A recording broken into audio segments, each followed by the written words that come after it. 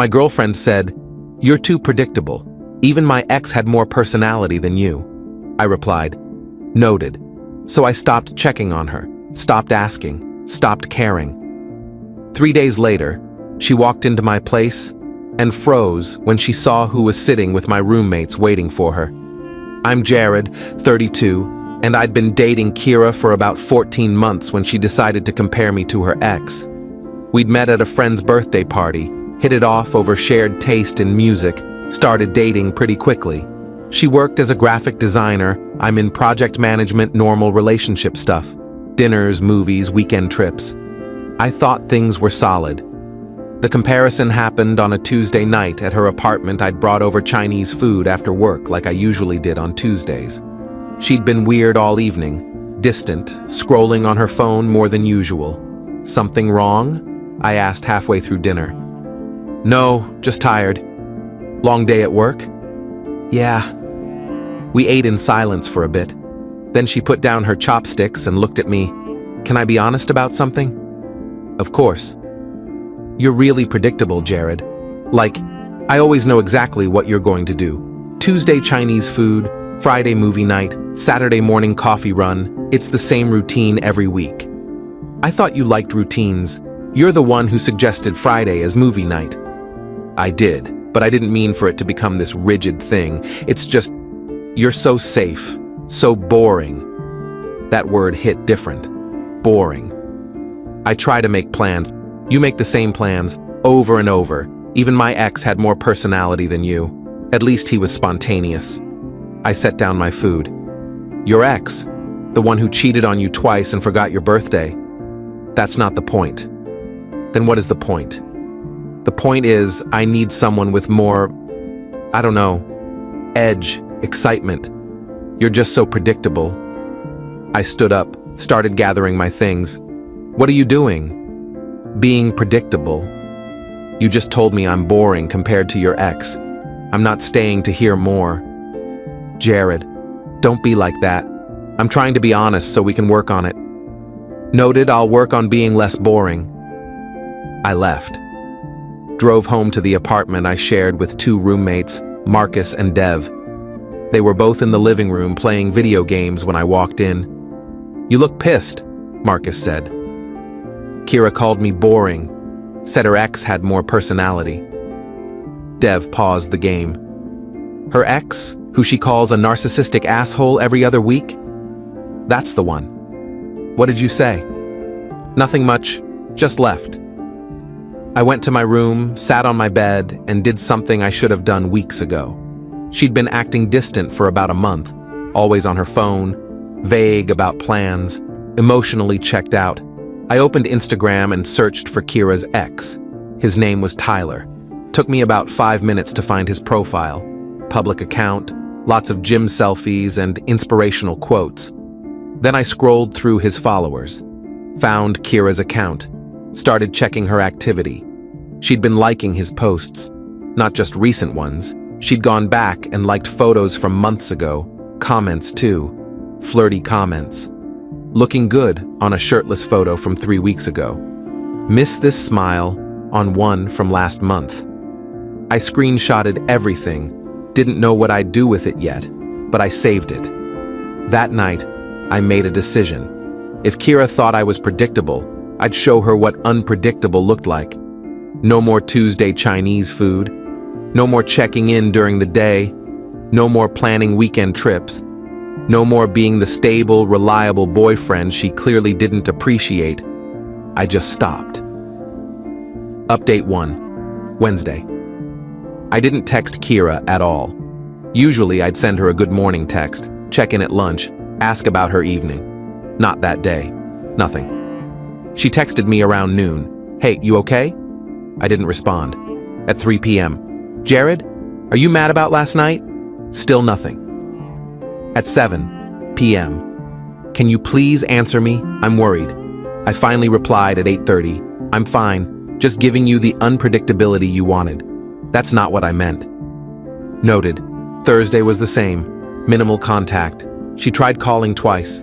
I declined both calls, sent to voicemail. She left messages saying we needed to talk, that she didn't mean to hurt me, that she wanted to explain, I didn't listen to them. Friday morning, my roommate Marcus asked what was going on. "Kira's been texting me, asking if you're okay. She sounds freaked out." "Good. Dude, what's your play here?" "No play. She thinks I'm boring, so I'm being less available. Let her miss the boring routine." "That's cold. That's unpredictable." Dev overheard from the kitchen. "Wait, are you actually trying to teach her a lesson, or are you just being petty?" "Can it be both?" Friday evening, Kira showed up at our apartment. Marcus answered the door, then knocked on my bedroom door. "She's here. Tell her I'm busy." He went back to the living room. I could hear them talking through the door. "Where is he?" "He's not feeling up to visitors." "Marcus, this is ridiculous. We need to talk." "Maybe you should have thought about that before calling him boring." "I didn't." "Okay, I did, but I didn't mean it like it came out. Can you please just tell him I'm here?" "He knows you're here. He doesn't want to see you." I heard her sigh loudly. "Fine. Tell him to call me when he's ready to be an adult about this." She left. Marcus came back to my room. She seems genuinely upset. She compared me to her cheating ex. She can handle being upset for a few days. Fair enough. That night, I did more digging, checked Kira's Twitter, her Facebook, her Instagram stories. Nothing obvious, but I noticed she'd been tagging locations lately that she'd never mentioned to me. A bar downtown on Monday night. A different bar last Thursday. A restaurant I'd never heard of last Saturday. I went back through her Instagram photos, found one from 2 weeks ago at the downtown bar. Tagged with 2 girlfriends and Tyler, her ex. They were all in the group photo. She'd cropped it so Tyler was barely visible, but he was there. I screenshotted that too. Update 2. Saturday morning, I woke up to 12 texts from Kira. Most were apologies, some were accusations that I was being childish. A few were her trying to explain that her comment had been taken out of context. The last one sent at 2 a.m. "I know I hurt you. I'm sorry. Can we please just talk?" I replied at 10 a.m. "Come by tomorrow around 6. We'll talk. Thank you. I'll be there." I spent Saturday afternoon preparing. Called Marcus and Dev into my room, showed them the screenshots I'd collected, the Instagram likes, the comments, the photos with Tyler. "Holy shit," Dev said. "She's been seeing him?" "Don't know for sure, but she's been interacting with him a lot and lying about where she's been." "So what's the plan for tomorrow?" Marcus asked. "I want you guys to be here when she shows up, both of you in the living room." "Why?" "Because I want witnesses for what happens next, and because I've invited someone else." "Who?" "Tyler." They both stared at me. "You invited her ex?" Dev said. "I DM'd him this morning, told him Kira's been reaching out to me, freaking out about him, and I wanted to clear the air face to face. He said his girlfriend's been dealing with Kira's messages for weeks, and he wanted it to stop, so he agreed to come and make it clear he's not interested." "Dude, that's insane. That's unpredictable." Marcus started laughing. "This is either going to be legendary or a complete disaster." "Probably both." Sunday. I spent most of the day nervous. Tyler confirmed he was coming at 5:30, half an hour before Kira was supposed to show up. I wanted him there when she walked in. Wanted to see her face when she realized what was about to happen. At 5:25, Tyler knocked on the door. Marcus let him in. Tyler was exactly what I expected. Tall, gym build, expensive sneakers, too much cologne. The kind of guy who definitely uses the word alpha unironically. "Jared," he said, extending a hand. "That's me." "Tyler, thanks for setting this up, man. My girlfriend's tired of Kira showing up at my gym and sending me DMs. I need this to end." We shook hands. He sat on the couch. Marcus and Dev were in the kitchen, pretending to make dinner but really just waiting for the show. "So she's been persistent?" I asked. "Yeah, she started liking my old posts a few months ago, then the DMs started. Asking to meet up for coffee, catch up, all that. I ignored most of it. Then she started showing up at my gym, twice in the last 2 weeks. Did you tell her to stop? Multiple times. She kept saying it was just friendly. But dude, I'm in a relationship. I don't need my ex popping up everywhere. At exactly 6 p.m., there was a knock on the door. Marcus answered it. Hey, Kira. Hi, is Jared here? Yeah, in the living room. She walked in, saw me sitting in the armchair, saw Tyler on the couch, stopped completely.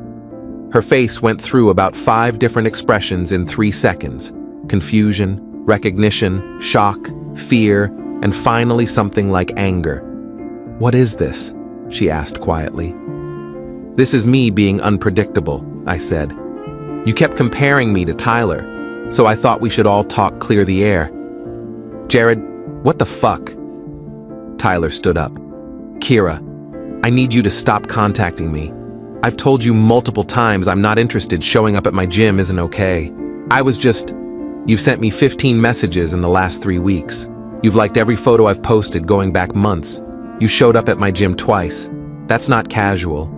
She looked at me. You went through my phone? Didn't have to. Your Instagram's public. Your comments are public. The photo of you and Tyler at that bar 2 weeks ago? Also public. You just cropped him out when you posted it. That was a group hangout. That you never mentioned to me, I said calmly, along with all the other times you've been in the area near Tyler. Her mouth opened, but nothing came out. So here's what's going to happen, I continued. You're going to leave. We're done. And you're going to stop contacting Tyler because his girlfriend's already told him if it continues, they're going to handle it officially. This is insane. You're both insane.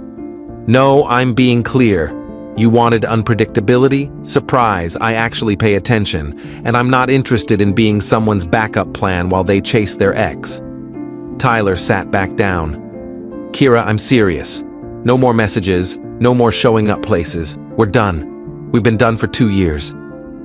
Her face was red, tears starting. I can't believe you're doing this. I can't believe you spent weeks flirting with your ex while telling me I was boring. Guess we're both surprised. She grabbed her bag, looked at Tyler one more time, then at me. You're an asshole. And you're predictable. You get bored, you go back to your ex, you blame your current boyfriend for not being exciting enough. Tyler told me you did the same thing when you were with him. She left without another word, slammed the door behind her. Tyler let out a long breath. Thanks for doing this. I've been trying to get her to stop for weeks. Did it start around the same time she started acting distant with me? Probably first message was about 6 weeks ago. We talked for another 20 minutes. Tyler was actually decent once you got past the gym bro exterior. He left around 6:45, gave me his number, said if Kira kept bothering him, he'd let me know. Marcus and Dev came out of the kitchen once he was gone. That, Marcus said, was the most dramatic breakup I've ever witnessed. Was it too much? No, she needed to hear it from both of you. Update 3. The next few days were messy. Kira tried texting, calling, even showed up at my office building. She waited in the lobby and refused to leave when the receptionist asked her to. Security had to escort her out after she started raising her voice. My manager heard about it and asked if I needed to file a report. I said I'd handle it. She sent long emails explaining that everything was innocent, that she'd just been stressed and Tyler was an old friend, that I'd humiliated her for no reason. I forwarded the emails to Tyler. He confirmed most of what she claimed was innocent was actually her trying to meet up. He screenshot some of the DMs she'd sent him and gave me permission to use them if she kept escalating. I sent her one final message. Tyler gave me screenshots of your DMs.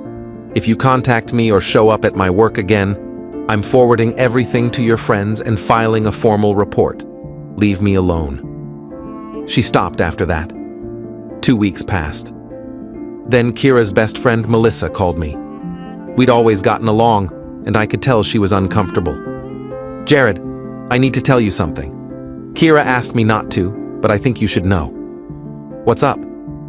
She's been telling people you were controlling and jealous, that you staged the whole Tyler thing to humiliate her. That's not what happened. I know. I saw her Instagram activity before you two broke up. She deleted a bunch of comments after, but I'd already noticed. She was definitely chasing him. Why are you telling me this? Because she tried to contact Tyler's girlfriend at her work yesterday. Tyler's girlfriend called me freaking out. Kira's spinning this like you and Tyler conspired against her, and I don't want her dragging more people into her version of events. Is Tyler okay? Yeah. His girlfriend told her to leave or she'd call the cops. Kira left. But I wanted you to know in case she tries to blame you. Thanks, Melissa. I appreciate it. Final update. It's been 4 months since the Tyler confrontation. Life's gotten back to normal, better than normal, actually. I'm dating someone new. Met her at a coffee shop, completely organic, no drama. Her name's Amy, and she's a teacher. She thinks my Tuesday Chinese food habit is sweet and consistent, not boring, funny, how different people see the same things. Tyler and I actually became gym buddies. We work out twice a week. His girlfriend Sarah is cool too. The 4 of us grabbed dinner last month. Sarah thanked me directly for helping shut down Kira's behavior. Apparently, after the confrontation, Kira stopped contacting Tyler entirely. Kira's life took a hit. She lost her job a few weeks after everything happened. Not directly because of the breakup, but her work performance tanked and they let her go during layoffs. According to Melissa, she moved back to her hometown for a fresh start. She reached out one more time about a month ago, long email about how she'd been in therapy and wanted to apologize for closure. The email was a masterclass in non-apology. She was sorry I felt hurt, sorry things got messy, sorry we couldn't make it work, but she still maintained she'd done nothing wrong, that I'd overreacted, and that bringing Tyler to the apartment was cruel and manipulative. I didn't respond. Last week I ran into Melissa at a coffee shop. She told me Kira's doing better but still tells people I ambushed her. Melissa doesn't correct her anymore. She just lets Kira tell whatever story she needs to move on. I'm fine with that. Everyone who was actually there knows the truth. Kira didn't want excitement. She wanted permission to keep one foot in her past while enjoying the stability of the present. When I stopped being predictable, when I called her out and forced everything into the open, I became the villain in her story. But that's fine. Better to be the villain who respects himself than the hero in someone else's narrative where you're just a placeholder. The whole situation taught me something valuable. When someone tells you you're not exciting enough, they're really telling you they've already got one foot out the door. Kira wasn't bored with Tuesday Chinese food. She was bored with commitment. And when I didn't provide the drama she was craving, she tried to create it by revisiting her ex. Marcus asked me last week if I regretted how I handled it. Maybe it was dramatic, I said, but she'd been lying for weeks, meeting up with him, flirting online, comparing me to him. I could have confronted her privately and let her gaslight me.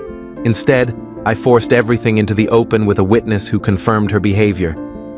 Did it work? Yes. Fair. And, hey, you got a gym buddy out of it. And a girlfriend who doesn't think routines are boring.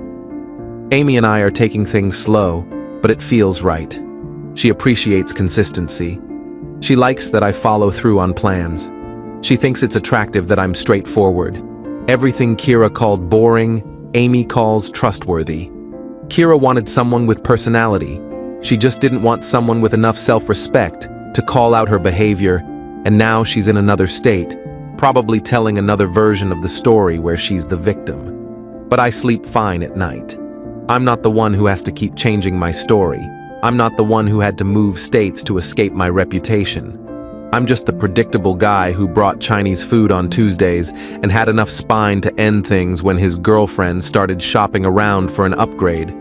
Turns out that's exactly the kind of boring that builds a real relationship. Just not with someone who was never looking for real in the first place.